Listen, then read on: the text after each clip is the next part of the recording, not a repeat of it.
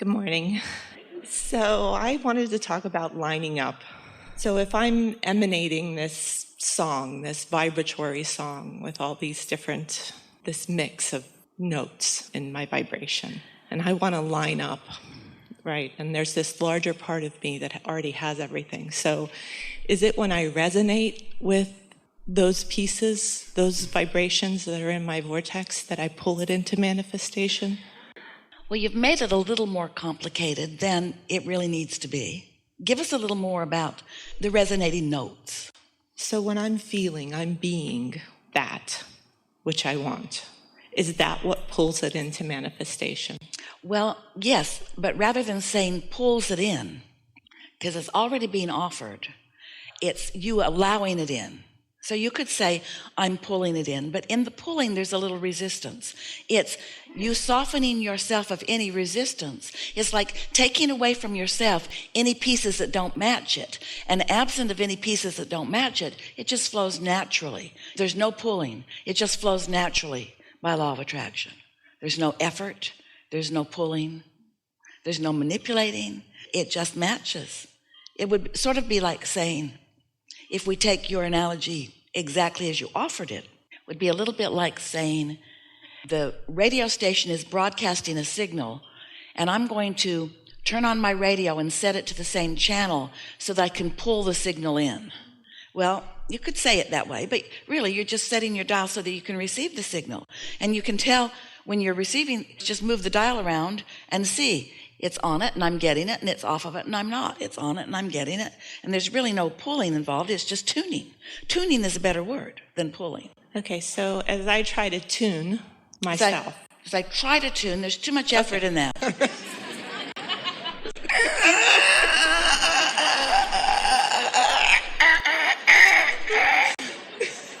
It's easier than that. Okay.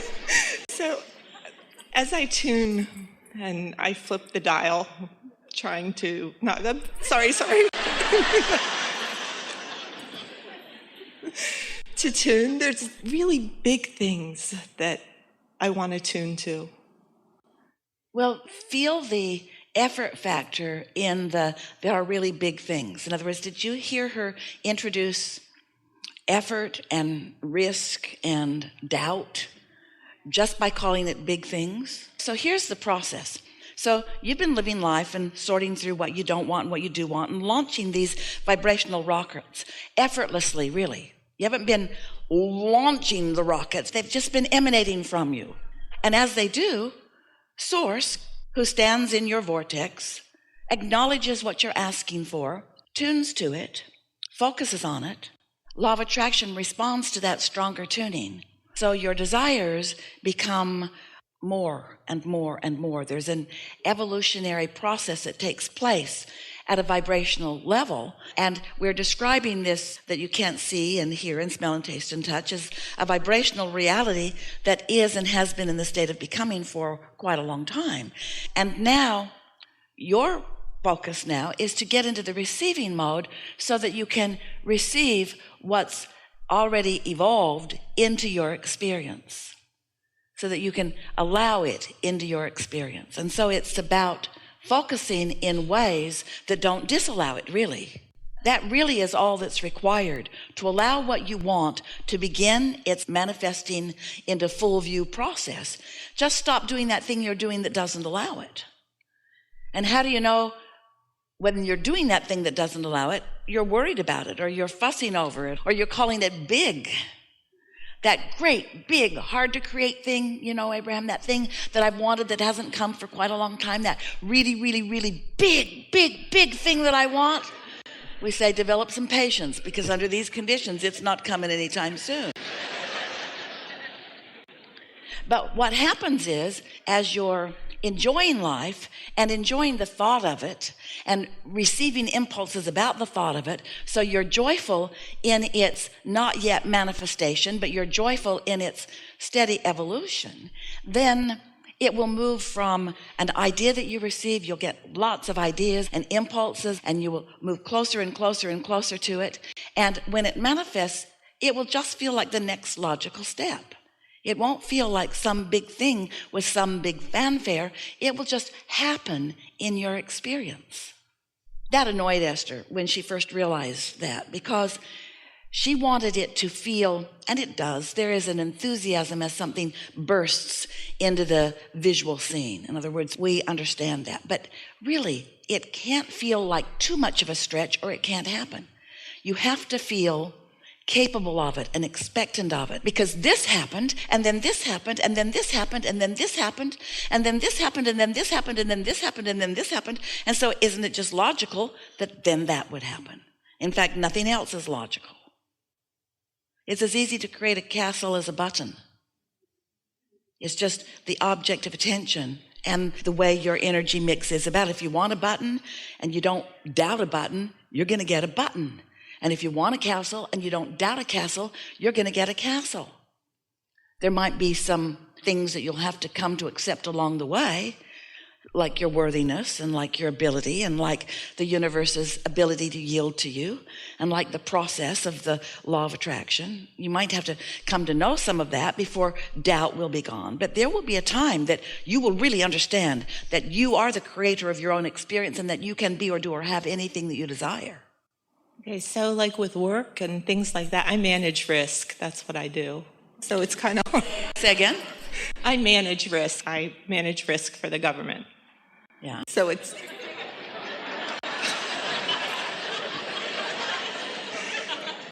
But I actually find very inspired ways of solving things. The big that I'm talking about is, it's more big, like personal for my child. I don't know how to help bring about healing. There are a few things that we're just going to start at some very soft and basic places. And as you listen to us and realize how much of this you already know, then you'll realize how close to this you are. All day long, life is happening because you are living the manifestations of vibrations that have already been flowing. So manifestations are happening that you call reality because they're factual. You can see and hear and smell and taste and touch them. You're witnessing these things. But what most people don't realize is that in the mere living of life and witnessing of things, that you are coming to constant new decisions and conclusions about improvements that you would like to experience. And whether you're putting words to them or not, you are emanating this desire. And so is your child, so is everyone. Everyone who is experiencing anything is launching these rockets of desires. The hardest thing for humans is to have launched a desire about something that they prefer while they're still looking at the reality of what is. And that's what makes attention to things that feel risky so counterproductive. Because when you're looking at the risks, then you cannot be in the receptive mode of the solutions, because the problem and the solution are very different frequencies. And so it's natural that there would be some awareness of risk or some awareness of what is, because life is coming at you and you can't just ignore what's happening. You're going to be a witness to many things, some wanted and some not wanted. But in the process of sifting and sorting through all of that, there is a launching of desire of improvement, asking for something beyond what is. And that's what most humans seem to not remember or line up with, even as we speak it as loudly and as clearly and as often as we do. Because the now reality simply gets more of your attention than even the improved desired reality.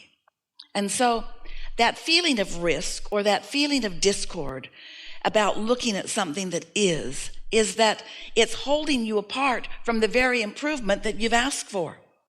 You see, in order for something to come about, you have to figure out what it is you want to come about and launch it. Source takes care of the rest of it and lines it all up and gives it to you. In other words, when you ask, it is given.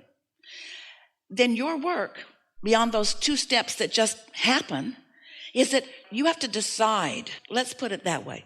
Let's speak it in stronger terms. You have to decide which reality gives you more satisfaction when you focus upon it. if you can make your decisions about where you focus in time based upon how it feels when you focus, rather than getting too far down the road and trying to figure out how it's going to come, when it's going to come, where it's going to come from, who's going to bring it, how it's going to come about, then you can hold yourself in a vibrational stance where you will be the receiver of the idea, the receiver of the next step that will help you to witness the unfolding of what you are wanting. Now, of course, you don't create the reality for anyone else. But when you desire something in a very strong way, and you line up with your inner being about it, your desires count for a lot, because after all, there is nothing that is more prominent in your vortex than the welfare of those people that you love and care about. And so there's plenty already in your vortex about this subject. You've just got to find a way of lining up with it. So we get why it feels big to you. Everyone understands that. But you've got to whittle the distance down. Let's change the subject just slightly. You'll hear it better this way. Let's say you are in enormous debt and struggle around money, and you have a desire for enormous wealth and freedom in money. So in terms of reality that is already manifested, there's a big gap between where you currently are in terms of what you're allowing to manifest in your experience and what you desire. Well, you've got to find a way of narrowing that gap down to something that is manageable. And the way you narrow it down to something that is manageable is by accepting that it is what it is and that you have two choices. You can focus on what is in a way that makes you feel dissatisfied, and law of attraction will perpetuate more of that. Or you can focus upon what is in a way that makes you feel more satisfied, and law of attraction will perpetuate more of that. Those are the only two choices. We've been talking to you for years about an emotional scale, because your emotions are your indicator of how much resistance you're putting into the mix in relationship to things that you want. The better you feel, the less resistance, and the more things are evolving and the more you are witnessing them. The worse you feel, then the more resistance you're putting into the mix and the more you are slowing things down. So as you are understanding that you have more control over the way you feel than you think you do, because most people say, no, I feel this way because of that. And we say, no, you feel this way because you're looking at that. And then you would say, well, Abraham, how can I not look at that? And we say, we know it seems hard or impossible not to look at things that make you feel dissatisfied. But if you will hear us and understand that there are many things in your experience to which you do not right now feel dissatisfaction, and if you will find those things, even those lesser important things, even those much lesser important things, and you will focus upon anything and everything to which you can feel satisfaction, your point of attraction will shift. And when your point of attraction shifts, your relationship to your vortex shifts. And when your relationship to your vortex shifts, now you're in the receiving mode where something will occur to you that will be beneficial in the bringing the desire that you hold into the reality that you want to witness. Does that make sense to you? So, as we've been talking to you about this emotional scale, where there is appreciation and love on the good feeling end, and despair and depression on the other end. And we've described despair and depression and moving up the scale. Sometimes we do the scale this way, sometimes we do it this way, but you get the sense that there is a range of emotions that you feel because there is a range of vibrations, like the harmonic in the music that you're talking about, that you feel. And so from despair, there is revenge, which is an improvement. And then there's hatred, which is an improvement from revenge. And then there is love, that is a big improvement, but you don't have access to that. You don't have access to everything on the scale. You only have access to what's in the vicinity of where you are. So what we're wanting you to realize is nobody's asking you to do the impossible and make a vibrational jump. What we're asking you to do is try to find something satisfying. And the thing that we most want you to hear, and this is the thing that twists your brain into a knot because it seems counterintuitive to the action-based effort, struggle environment that you may have become accustomed to. Take your attention off the thing that matters so much and put it upon other things that are easy for you to feel satisfied about. and let those other subjects put you in the receiving mode so that you can receive things about the thing that matters most. Did you hear that? But it takes focus.